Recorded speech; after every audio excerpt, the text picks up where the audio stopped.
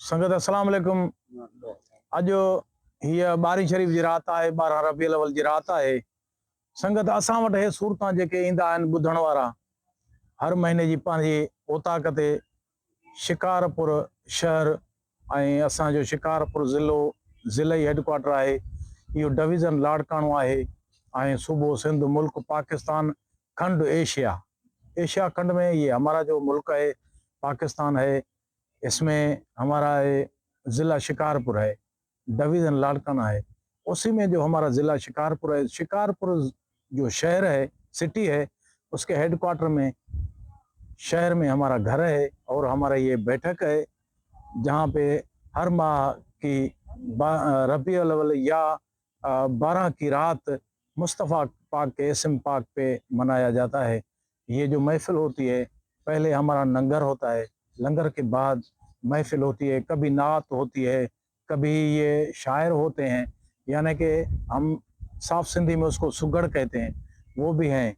और हमारा इधर सूफियाना कलाम भी होता है, हमारे पास आते हैं, तो उनसे भी हम महफिल सुनेंगे। हमारे पास अब नात ख़्वान आया है वाजिद अली मीरानी, उनसे हम सुनेंगे महफिल। आप सारे सुनेंगे, ये बैठने वाले ये भी सुनेंगे, तो और जो देख रहे हैं हमारे चैनल को वो भी सुनेंगे।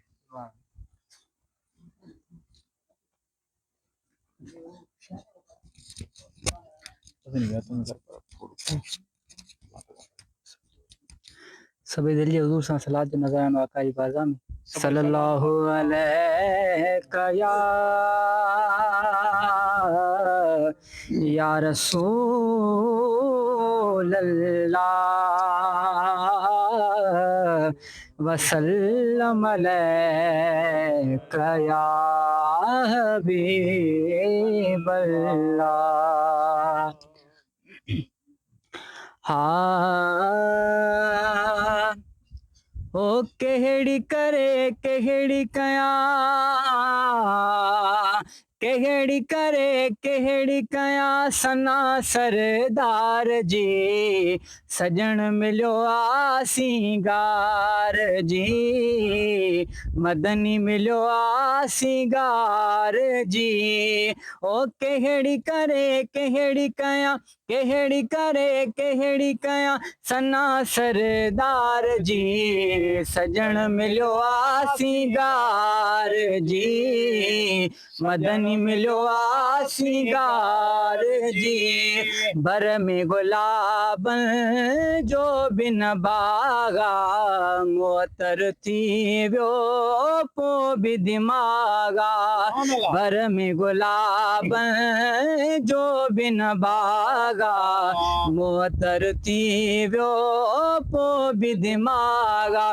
घर में गिट्टी महकी मिट्टी, घर में गिट्टी महकी मिट्टी, अतुर व्याजन हार जी, सजन मिलो आ सिंगार जी, मदनी मिलो आ सिंगार जी।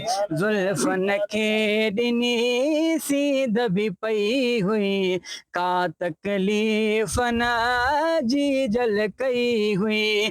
जुल्फन के दिनी सीध भी पई हुई, का तकलीफ न जी जल कई हुई। ओ केहड़ी कजे गाल उन, केहड़ी कजे गाल उन महल मजेदार जी, सजन मिलो आ सिंगार जी, मदनी मिलो आ सिंगार जी। ओ केहड़ी करे केहड़ी कया, केहड़ी करे केहड़ी कया सना सरदार जी, सजन मिलो आ सिंगार जी, मदनी मिलो आ सिंगार जी। अज़मी चेहरो पाक पसण ले, माण्हू त छा पर मुझे सजण ले। अज़मी चेहरो पाक पसण ले, माण्हू त छा पर मुझे सजण ले।